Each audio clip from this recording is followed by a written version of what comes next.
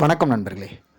ஒரு மனிதன் தன் வாழ்க்கையில் எப்படி சாதிக்க வேண்டும் என்பதற்கு திரு சூப்பர் ஸ்டார் ரஜினிகாந்த் அவர்கள் வாழ்க்கையே ஒரு முன்னுதாரணமாக அமைகிறது.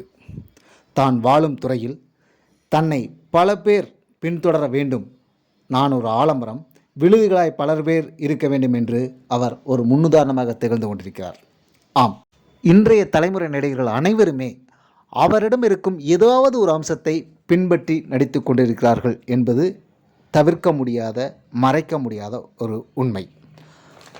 பல இளம் தலைமுறை இயக்குநர்கள் அவரை வைத்து படம் எடுக்க முடியவில்லையே என்ற வருத்தத்தில் இருந்தாலும், ஆனால் அவரின் படத்தலைப்புகளை மீண்டும் வைப்பதில் மிகப்பெரிய சந்தோஷம் அடைகிறார்கள் என்பது ஒருபுறம்.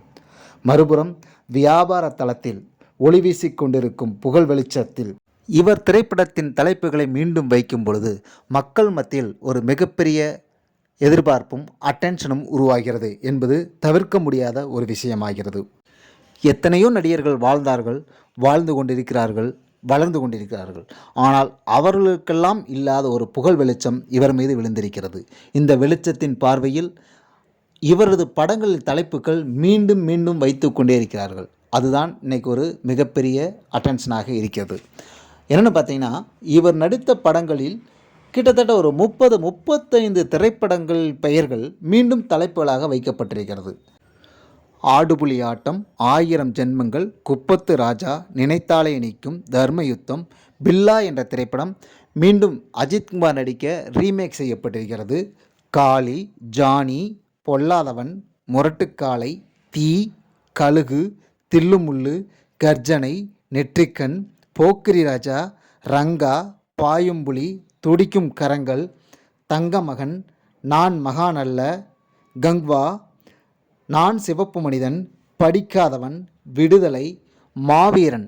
இது 2 முறை திரும்ப திரும்ப வைக்கப்பட்டிருக்கிறது. அதாவது தெலுங்கு படமான ராம் சரண் நடித்த ஒரு படத்துக்கும், அது மட்டும் இல்லாமல் சிவகார்த்திகேயன் நடித்த ரீசெண்டாக வந்த ஒரு படமும் மாவீரன் என்ற டைட்டில் வைக்கப்பட்டிருக்கிறது.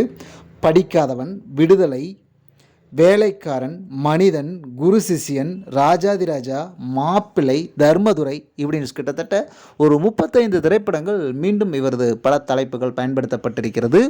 அது மட்டும் இல்லாமல் இன்னும் நிறைய பட தலைப்புகள் பயன்படுத்தப்படும் என்றும் எதிர்பார்க்கப்படுகிறது. ஒரு மனிதனோட வளர்ச்சி மற்றவங்களுக்கு எந்த அளவுக்கு உதவியாக இருக்கும் அப்படிங்கிறதுக்கு இது ஒரு மிகப்பெரிய உதாரணமாக இருக்கிறது. எந்த வகையிலாவது